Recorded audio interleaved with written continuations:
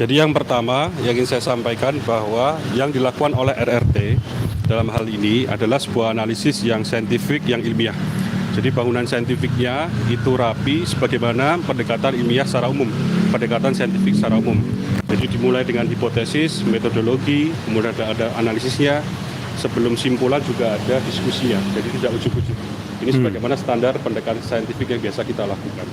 Secara khusus, kalau kita merujuk pada pasal yang disangkakan tadi, 32 dan 35 UIT, itu Undang-Undang ITE 2008 itu ya. Itu basisnya adalah mengedit atau mengubah memanipulasi dokumen digital. Nah, ini saya dapat pastikan dari sisi keilmuan image processing yang dilakukan oleh RR Arismond dan Roy Suryo khususnya itu sebenarnya adalah pendekatan image processing basisnya matematika dan komputasi yang tidak mengubah input dan output. Jadi inputnya adalah dokumen digital yang asli, outputnya juga dokumen digital yang asli. Jadi adapun image processing, proses analisisnya itu di proses yang dilakukan di tengah-tengahnya. Itulah yang disampaikan hasilnya, tapi tidak mengubah output yang merupakan image asli tadi. Jadi itu pasal 32 dan 35 di sini seharusnya lemah kalau itu menjadi basis sangkaan tadi. Jadi tidak ada edit-edit dokumen digital yang kemudian basisnya editing tadi yang dijadikan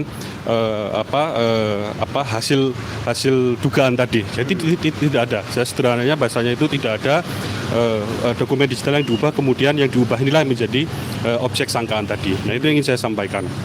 Kemudian yang dilakukan Dr. Tifa itu adalah interdisipliner ilmu, itu ilmu yang mahal di dunia barat yang menggabungkan beberapa ilmu yang penting dan sangat jarang dilakukan. Jadi itu kenapa saya sampaikan kalau di luar pendekatan seperti ini diganjar rekognisi bukan kriminalisasi. Jadi ini harusnya kita bersyukur ada anak bangsa yang melakukan analisis tersebut, terlebih pada kasus yang memang menjadi polemik nasional isu nasional yang butuh kejelasan. Sains itu harus berpihak pada kebenaran, kepada value, tidak boleh netral-netral saja.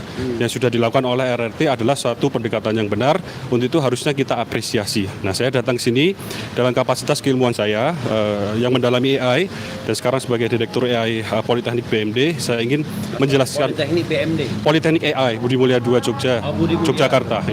Saya ingin menyampaikan rincian secara teknis sudah saya siapkan dalam beberapa dokumen tentang pendekatan yang dilakukan oleh RRT dalam menganalisis ijazah Jokowi. Gitu kira-kira. Jadi menurut Anda kalau kita bicara tentang dugaan tindak pidana apakah kita bisa mengatakan ini seperti bumi dan langit, harusnya ini diganjar dengan rekognisi? Yang terjadi adalah kriminalisasi. Anda mengatakan ini ilmu langka, tapi bagi